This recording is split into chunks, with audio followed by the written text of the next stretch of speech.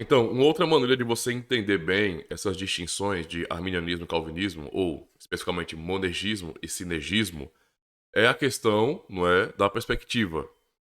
E eu já falei em vídeo anterior aqui que a doutrina bíblica, digamos assim, ela é essencialmente monergista, né, no quesito de salvação. E isso de maneira nenhuma exclui a nossa liberdade ou responsabilidade, tá? Esse é o ponto. Por que que eu digo isso? Porque a história da redenção realmente nos mostra que do começo ao fim a salvação depende de Deus, tá? E alguém poderia, mais uma vez, pensar que isso significaria excluir a responsabilidade humana. Vamos entender isso aqui a partir dessa explicação agora, que é a questão da perspectiva. Na cabeça de um sinergista, não é, um arminiano, e eu já fui, não é, um arminiano, essa foi a minha primeira convicção teológica, digamos assim, é, a ideia é que há uma cooperação, essa sinergia, uma cooperação, não é? Essa junção, esse apoio, combinação de duas forças, de duas energias para um bem comum, não é? Para um fim. E o que acontece? Nessa ótica, basicamente é assim. Vamos imaginar aqui que aqui são as obras, né? É, aliás, a salvação está aqui, essa é a salvação, né?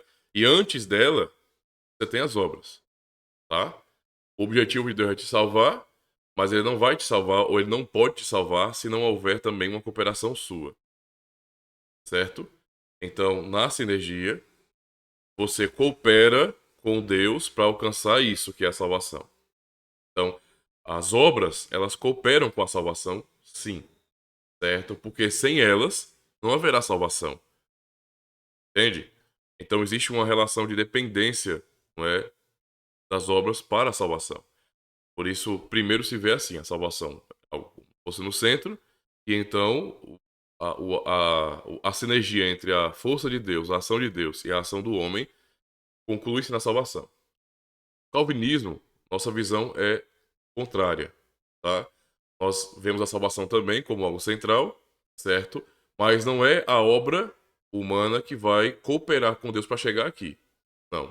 Deus então vai chegar aqui, ou seja, ele vai operar a salvação sozinho, e então as obras para os reformados, elas são justamente fruto disso que Deus fez, ou seja, da salvação. Então as obras vêm depois, não é? Ou seja, basicamente temos que entender as obras, não é? As boas obras, primeiro como uma obediência da lei, tá? Esse é o ponto, mas essas obras, elas são completamente dependentes da salvação realizada por Deus, certo? Por isso que não faz sentido se falar de calvinismo ter uma tendência a uma negação da lei, por exemplo, a uma negação da obra, da responsabilidade humana, da obediência. Porque realmente nós olhamos a salvação como sendo algo frutífero. Nós não conseguimos, de forma nenhuma, como calvinistas, admitir uma ideia de salvação que não produza fruto. Então, basicamente, o eleito de Deus, não é, o que foi salvo de fato pela obra de Cristo, ele produzirá fruto. Infalivelmente, ele produzirá fruto. Não quer dizer que eles todos serão iguais, não é? Que todos chegaram ao mesmo nível de maturidade espiritual, não, certo? Mas o Espírito Santo, não é, perseverará nele, ou seja, atuará nele, produzirá fruto de salvação, levando ele ao arrependimento, a estar inconformado com a sua própria vida quando compara ela com Cristo. E esse eleito, ele vai pecar como qualquer outra pessoa, é um pecador normal, certo?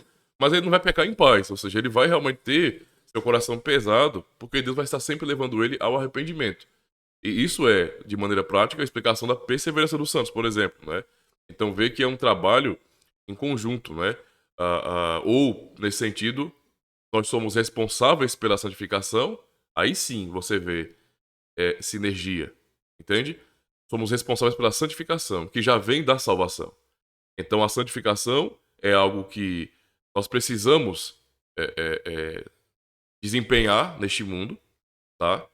Mas fazemos isso já pelo Espírito Santo que habita em nós e que produz em nós esse fruto. Então já fomos santificados em Cristo, na obra de Cristo, pelo Espírito Santo que nos foi derramado. E a partir daí nós somos responsáveis, conscientes, não é, da obra do Espírito Santo e também batalhamos.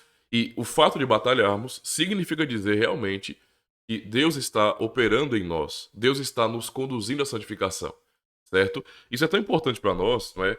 Para compreender que não tem como separar a ética bíblica, moral, não é? A moral bíblica da convicção reformada de salvação. Não dá.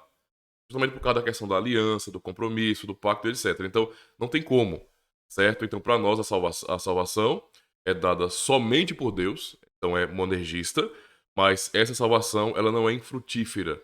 Ou seja, ela nunca vai ficar no campo do discurso. Um indivíduo pode até dizer bem assim, eu concordo com a doutrina reformada, eu concordo com o monergismo, é muito mais lógico para mim, eu encontro muito mais respaldo bíblico no monergismo. Ok, só que isso não significa nada para nós. Nada, absolutamente nada. Você pode concordar filosoficamente com o monergismo, mas se sua vida não está pautada ou não é guiada, não é, por esta fé e você não se esforça pessoalmente para honrar a Deus e obedecer seus mandamentos, então o que você tem, na verdade, é apenas um tipo de fé intelectual. Isso não é fé verdadeira, isso não é fé salvífica, isso não é garantia de salvação para ninguém. Entende? É uma ilusão. Então muitos são iludidos. Temos que atender aí à exortação do Tiago, né? Capítulo 1, que é não sermos apenas ouvintes, mas praticantes da palavra de Deus. Esse é o fato. Salvação tem fruto. E um detalhe importante é, podemos pensar nisso a partir de Efésios capítulo 1 e capítulo 2. Não é? Inclusive, pensando em Efésios 2 e 9, ou 10, aliás, não é? Quando Paulo vai dizer que a salvação, verso 8, 9 e 10, né? Então, pela graça sois salvos, por meio da fé, isto não vem de vós, é dom de Deus. Verso 9, não vem das obras para que ninguém se glorie. E aí, verso 10, pois somos feituras dele, criados em Cristo Jesus, para as boas obras, as quais Deus preparou de antemão para que andássemos nelas. Ou seja, o objetivo daquele que é salvo são as boas obras.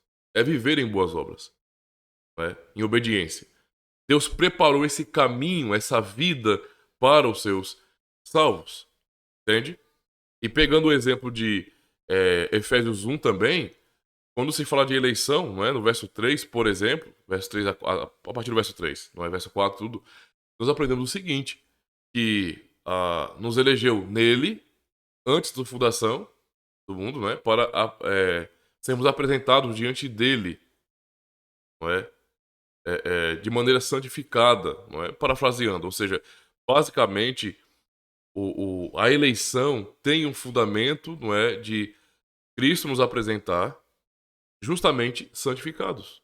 Então não dá para nós para desligar a ideia de eleição, predestinação, salvação, certo, da ideia de santificação, de vida piedosa. Então é assim que nós reformados entendemos, não é? Nós calvinistas entendemos a dinâmica da salvação. Tá certo? Obras, então, são fruto da salvação. Elas não cooperam com a salvação. Elas são a demonstração, né, de que nós somos realmente de Deus. Que o Espírito Santo de Deus opera em nós, habita em nós, né, e produz esse fruto, mostrando que nós realmente pertencemos a esse reino. Isto é, somos salvos.